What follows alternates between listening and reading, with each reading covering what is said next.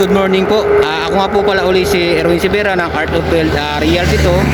So, meron naman tayo ditong property na pinare-relocate po sa atin yung pong 29.6 hectare po natabi po ng National Highway. So, ang layo po nito sa town proper po ng Tagkawayan, mismo sa bayan po ng Tagkawayan. Dito po yung way na pupuntang Tagkawayan. Manggagaling po tayo dyan sa bayan. Bali nasa 10 ano lang po tayo, 10 kilometers lang, 10 minutes lang po tayo. Ang layo po nun. Tinakbo ko po nung service ko ng motor mula po sa bayan ng Tagkawayan po doon sa town proper po sa may Macdo. So 10 minutes lang po na tinakbo ng aking motor papunta dito. So nasa boundaryhan po tayo ng Tagkawayan na. So plat na plat naman po itong katuwiran dito ng ating karsada. Yan. So dito na po yung pinakang property po natin. Yan po na may motor na yan. Mapapansin po nyo may kasama na pong bahay yan. So bali may frontage po siya na nasa 80 meters frontage po. Yung pong may bakod na yan, mapapansin po nyo may bakod na yan. Yan po yung pinakang ating frontage sa karsada po sa National Highway. So pasok na pasok po ito sa mga developer na nagagawin pong pabahay po itong ating property. So yan po, mula po doon sa dulon-dulo na yun, mapapansin naman po nyo may damo na bakod na yan. Yan na po yung boundaryhan niya.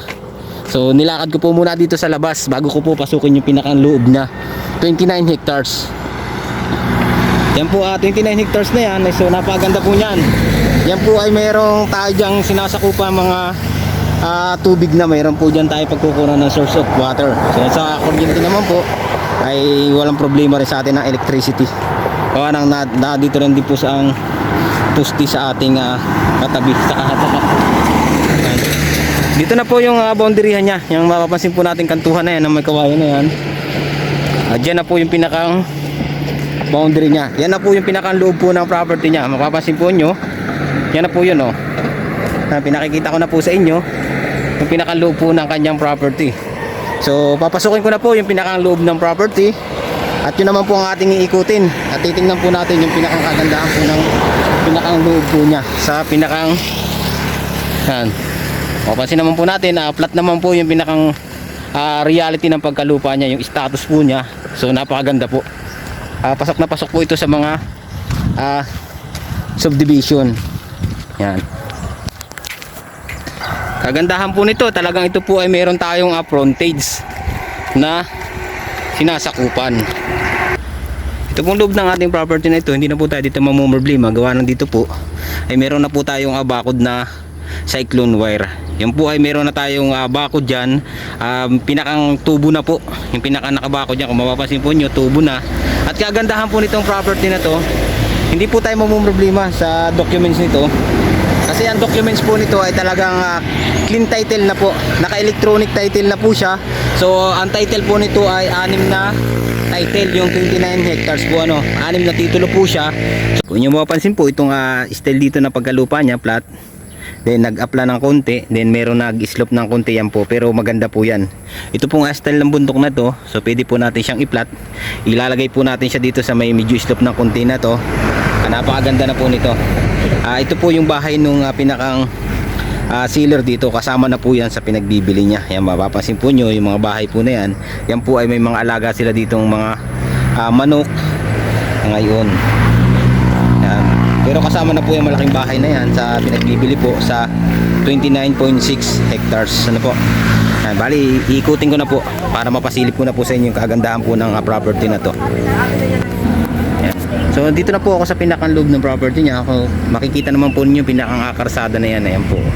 Yan po yung pinakang national highway niya. Mula doon sa may kanto po na yun, na may damong yun, yung sa may dulo ng truck na yun. Then hanggang doon naman po sa may kantuhan doon sa isang yun. So napakahaba po ng frontage po niya. Ito po ay may gate na rin papasok. So yan po yung may bakod na yun. Siya na po yung pinakang gate niya. Pinabakura na nga po ito ni seller. So napakaganda po nitong property na to para sa mga housing po, sa mga developer po ng housing o pabahay. Kasi ito po ay napakalapit lang sa town proper po ng Tagkawayan. So hindi po tayo maiilang dyan kasi naandyan na po ang LTO, headquarter ng police, na dadaanan lang din po natin, malapit lang po dito sa ating yan. So nandito po tayo sa pinakaloob na, so makikita naman po natin yung pinakang status ng pagkalupa niya. So flat naman po itong area na to, then nag-upland po tayo dito.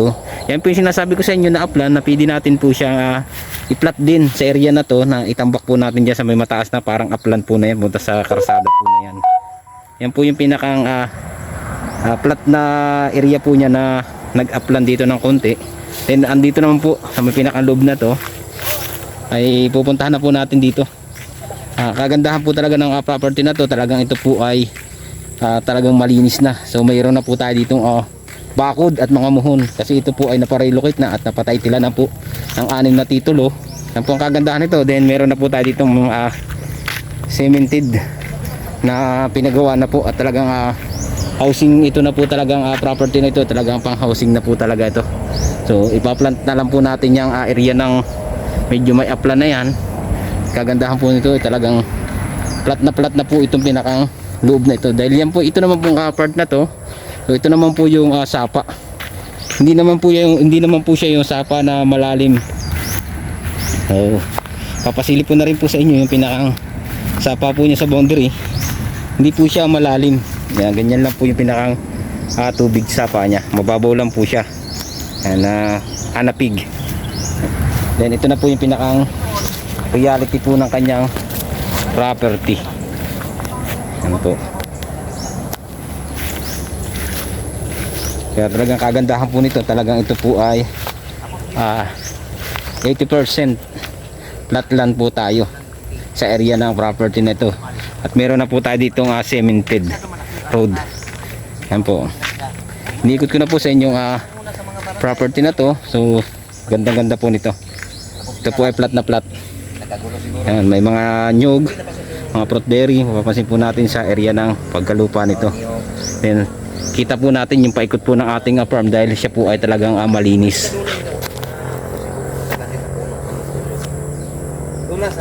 Yan, so ang tubig po niya, so mapapansin po natin yung pinakang standard lang po ng tubig niya, so hanggang tuhod lang po. Yan lang po ang pinakang lalim po ng sapa niya dito sa ating property. Yan. Okay na po.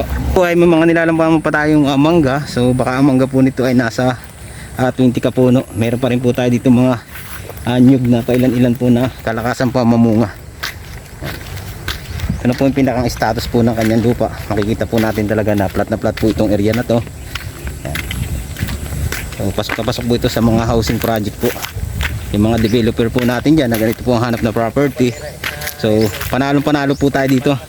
Hindi na po tayo dito magpapatabag po ng mga bundok. Hindi po tayo dito magpapatabag ng bundok na para maiplat po ang ating property. So plat na po ito. Kukunti na lang po yung pinakaayusin natin dito. Yan po yung pinakang tubig po niya sa sapa. So napaka babaw lang naman po niyan.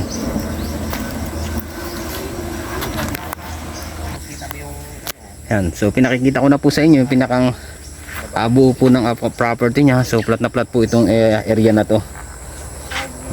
Yan, inikot ko na po sa inyo ang ating screen ng video. So makikita po niyo yung pinakang 29 hectares po. Yan po yung 29 hectares. So malinis na malinis po yung ating 29 hectares na pinabibinta sa atin ni seller. So makikita naman po ninyo sa ating taas ng video ang ating contact number dyan, ang WhatsApp and Viber po. Nasa taas po ng ating screen. So ito po ay 29.6 hectares. So bali ito po ay 6 na title na naka blueprint na po. TCT title. So magiging problema dito, ito po ay updated sa lahat po ng buwis. Bayad po ito sa amilyar yearly. So wala po tayo magiging question po pagdating sa documents, dahil ang documents po nito ay talaga pong napakalinis. Yan.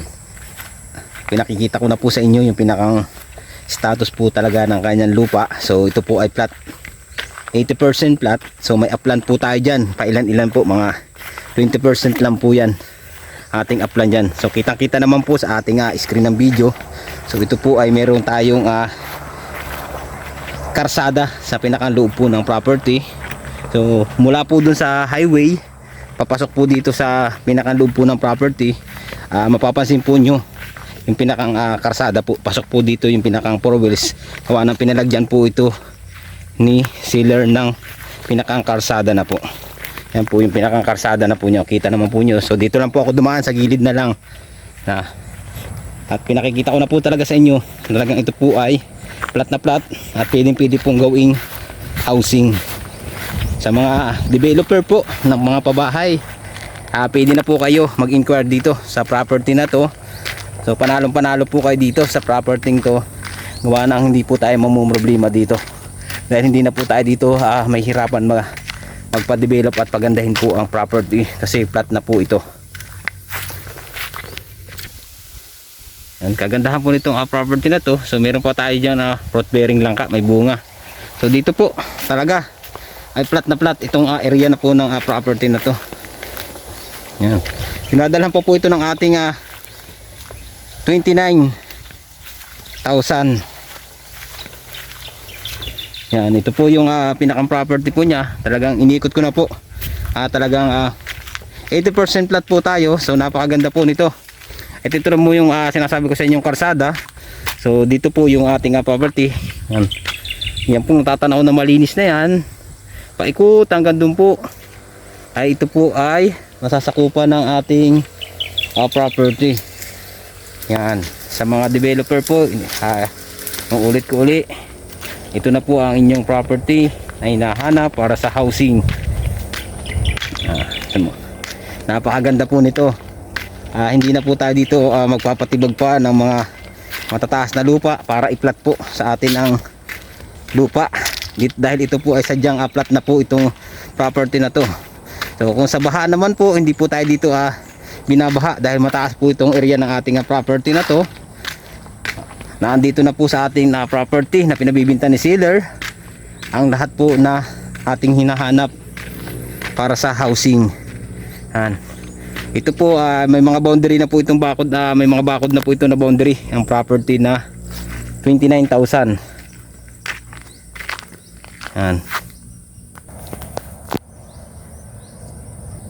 Po, napakaganda po nitong property na to talaga.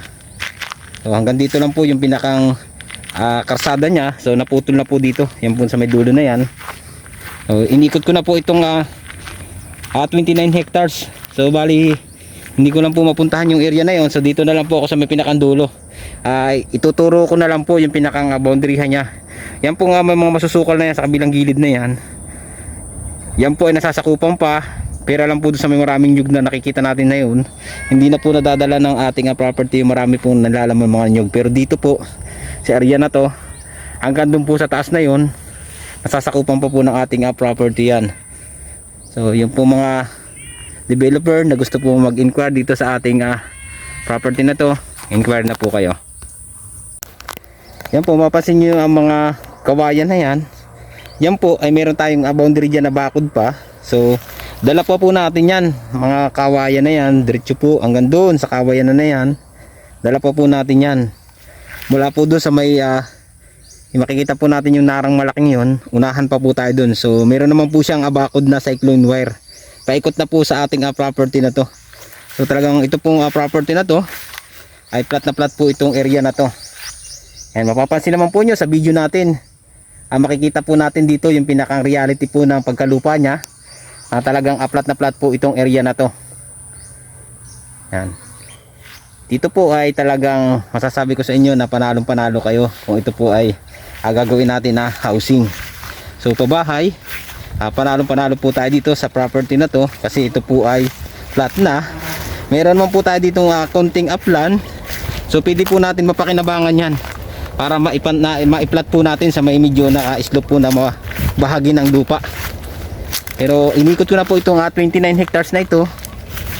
Itong 29 hectares ay talagang tinayuan ko na po yung pinakang gitna niya. So mapapansin po natin na talagang halos wala naman po siyang bundok na ating nakikita. So ito na po yun na iniikot ko na yan. Yan lang po yung natatanong yung parang konting bundok-bundok na yan. So pwede po natin siyang i-plot para naman po sa mababang piston ng ating lupa. Yan. So napakaganda po nito property na to. So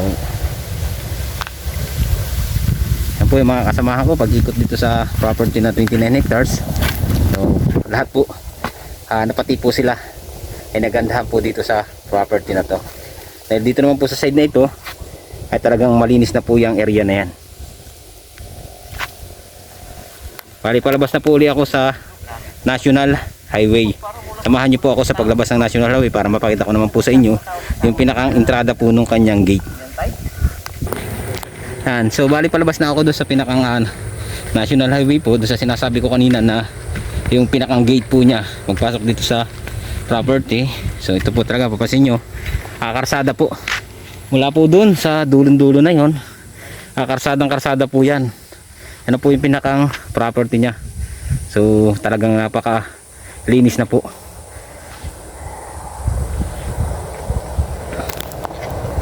Yan. So makikita po natin itong mga bahay-bahay na to, mga parang kulungan po siya ng kambing na nga po ito. Kasama na po siya sa pinagbibili po, pati po itong bahay na malaking to. Yan po yung pinakang bahay na malaki. So yan po yung bahay ni seller. So sila po ay nasa Maynila ngayon. So nauwi lang po sila dito para magbakasyon. Kanila po yung bahay na yan. Pag nauwi po sila dito, dyan po sila natuloy. So pupuntahan ko na po yung pinakang sinasabi ko sa inyong gate. Yan po yung pinakang gate.